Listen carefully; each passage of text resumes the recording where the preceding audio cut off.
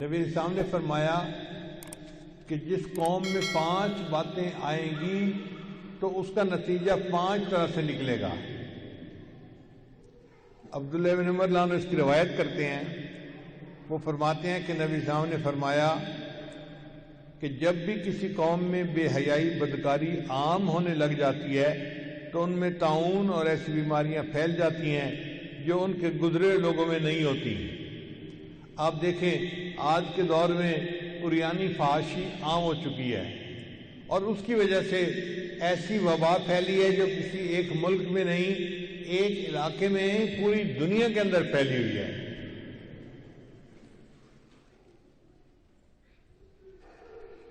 جب کوئی قوم ناپ تول میں کمی کرنے لگے گی تو اللہ تعالیٰ اس کو قحط سالی اور روزگار کی تنگی اور بادشاہ کے ظلم کے ذریعے سے سزا دیں گے۔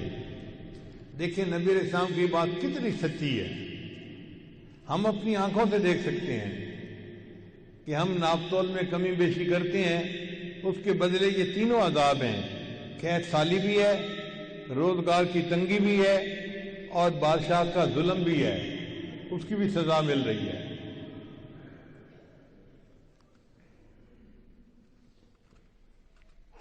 پھر تیسری بات فرمائی کہ جو لوگ اپنے مالوں کی زکوٰۃ دینا بند کر دیتے ہیں تو اللہ تعالیٰ آسمان سے بارش کو روک لیتے ہیں، اگر جانور نہ ہوتے تو انہیں ایک قطرہ بھی بارش نہ ملتی۔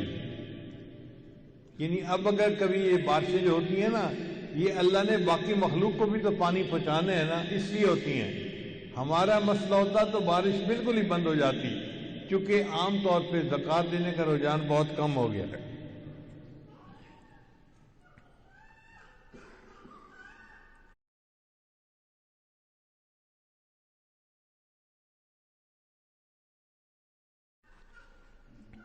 پھر نبی علیہ السلام نے ارشاد فرمایا کہ جو لوگ اللہ اور اس کے رسول کے حکموں کو توڑتے ہیں تو اللہ تعالیٰ دوسری قوموں کو ان کے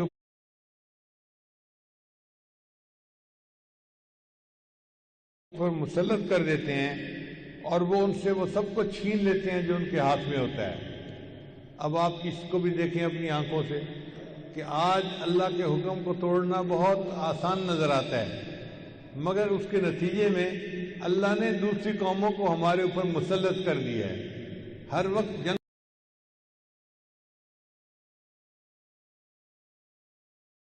کا خوف، ہر وقت دشمن کا خوف، اور ہمارے اندر سکون نہیں ہے، اطمینان نہیں ہے۔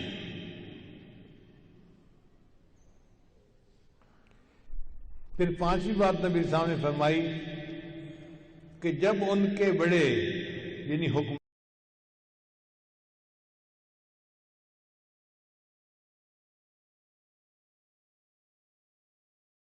حکمران اللہ کے قانون کے مطابق فیصلہ نہیں کرتے تو اللہ تعالیٰ ان کے آپس کے درمیان میں لڑائیاں پیدا کر دیتے ہیں۔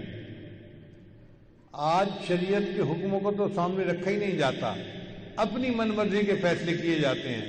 نتیجہ کیا ہے کہ قوم کے آپس کے لوگ ایک دوسرے کے ساتھ لڑتے ہیں۔ تو 5 باتیں نبی صاحب نے فرمائیں اور پانچوں باتیں 100% ٹھیک ہیں اور ہم اپنی آنکھوں سے ان کو دیکھ رہے ہیں۔